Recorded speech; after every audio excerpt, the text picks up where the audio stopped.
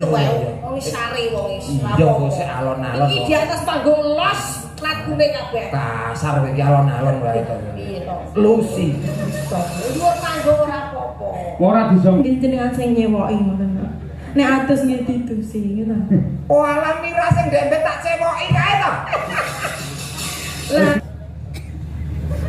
lho Pak Degaren.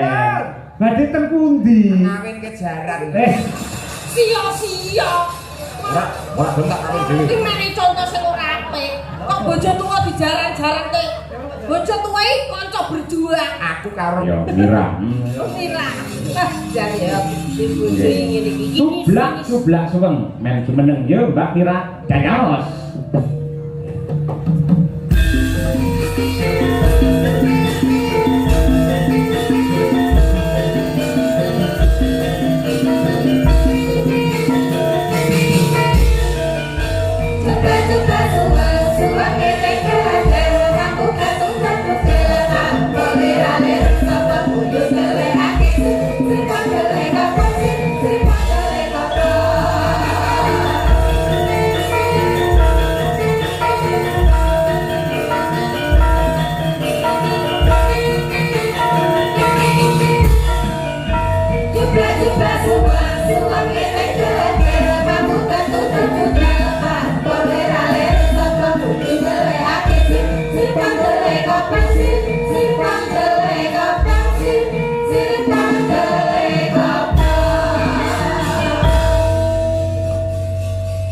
Sugeng dalu.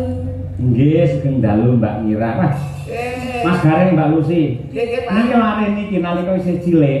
Alitanipun. Nggih, nate asring tumut kula teng wilayah Nganjuk niki lah bocah Nganjuk. Lho oh Nduk Mira daleme Nganjuk. Nggih.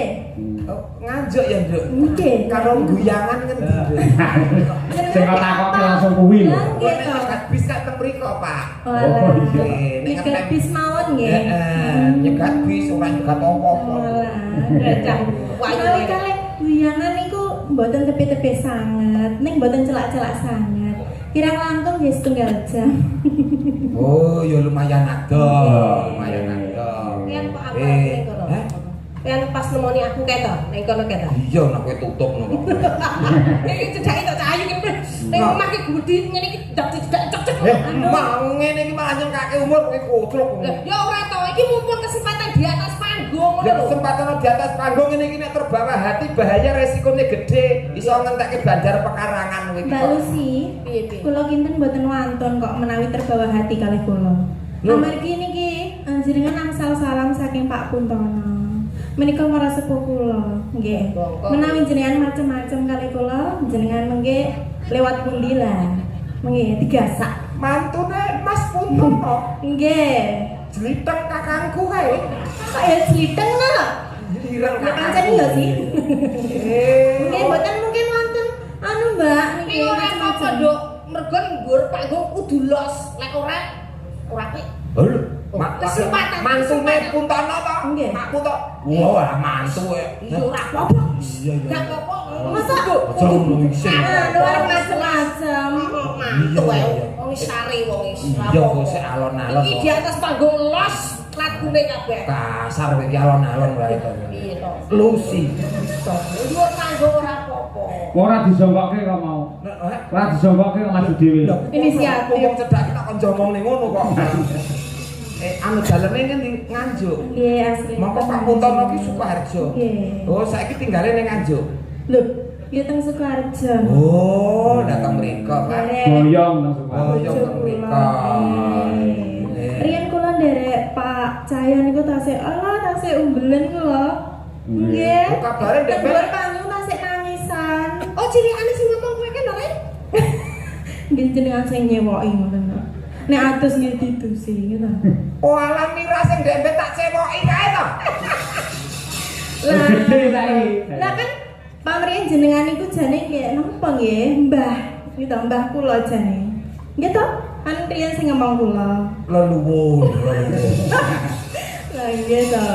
Wah, cek jebul iki bocah sing dempet kula cewoki nek adus tak dusi nika niki to. Nggih. Sombong saiki. Lho, Oh, iso. saged. Cewek saiki cewek dhewe ora ngakon aku kok. Gede kok. Harus mandiri pribadi kok. Piye piye sampean umpama duwe Lho lah ya beda to umpamane gantung aku iki ngono. Umpama mlaku lah ya beda to. Ceritane rak beda. Aku mlaku terus Pak Cahyo pun tadi tanglet. Iya. Ya ampun Mbak Mira. Oke Pak Cahyo. Mindanipun tukon pinten. Yo ngalah siap-siap menda. Ditakon niki aku ora Mirane. Lah piye? Lho ngene sing ditakon niki aku to, Pak. Lho Pak Degareng. Pak Cahyo. Nggih badhe teng pundi? Ngeterke Dik Mira nderekke Pak Cahyo pun tadi. Oh ngaten. Nek umpama aku bojomu. Ya. Lho Pak Degareng. Badhe teng pundi? Ngawin kejaran. Sia-sia. Ora bentak karo dhewe. Iki mene contoh sing ora apik. Kok bojo tuwa dijaran-jarante. Bojo tuwa iki kanca berjuang. Aku karo kowe iki omah-omah duwe jaran, wayah ngawinke mula aku karo kowe mlaku golek jaran sing gelem ngawinke jarane dhewe ngono lho. Lah aku kok tuntun muni jaran kok. Ya berarti aku jarane.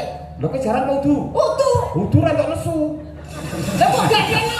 Oh jarane dhisik nang omah kok. Kok. Ya sing adil. Iya adil. Kene ya Nduk Mira. Nadyan to mantune kanca ora apa-apa. Kenapa-napa? Umpama sampean duwe garwa Mbak Mira cara mandi ngono iki mbok dosi apa wae bojone ayu. Paling ora air susu. Ayo mandi susu. Makane putih terus awake. Lah iya mandi susu. Apa bojomu aku?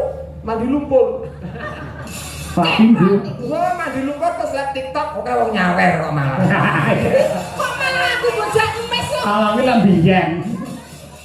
Ya aja kaya ngono. Umpama garwane iki jenengan Dik Mira.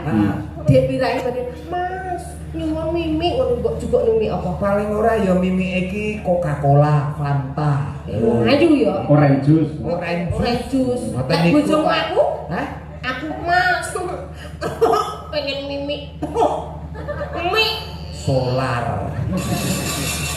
apa iya nek bojone diombeni solar iki lho. Ben iso glegeken. Angine engko iso metu. Nek kono bojone kayu kowe Mbak Mira, arep tindak ning mall, ngene mbok tumpakne apa? Paling ora ya Alphard. Ya Dik ya. Oh, Wong iya, wedok iya, itu iya. pakai Alphard kuwi nyeni. Aku mesti apik nek iki pomo bojomu aku. Tak tumbas apa tak tumpake angkong. Surung apik ya. Adol rabut ngono. Padha sok ben iki kowe tak jak ning pasar, tak tumpakne ambulan. Gelem. Pasare tutup ra sido ning pasar. Kusuma Wijaya kaya Nduk Iki Mira. saya Dik Mira. Kangen karo suarane jenengan kok kaya Lah apa. iya, cilikane kaya ngono, saiki gedene kaya ngene. Lah nggih. Kusuma Wijaya saged nggih. Ya. Monggo katur Bapak Haji Suli Daim MM Sugeng Laras. Oh nggih Pak Wakil. Nggih, leres. Monggo dados.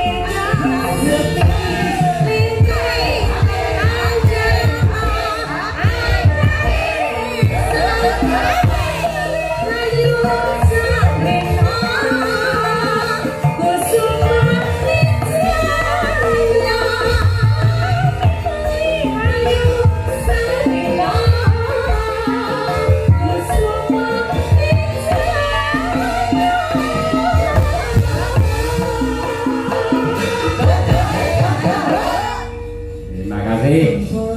Untuk Mira luar biasa. Wah, Sak terus mawon Pak niki. Napa? Sak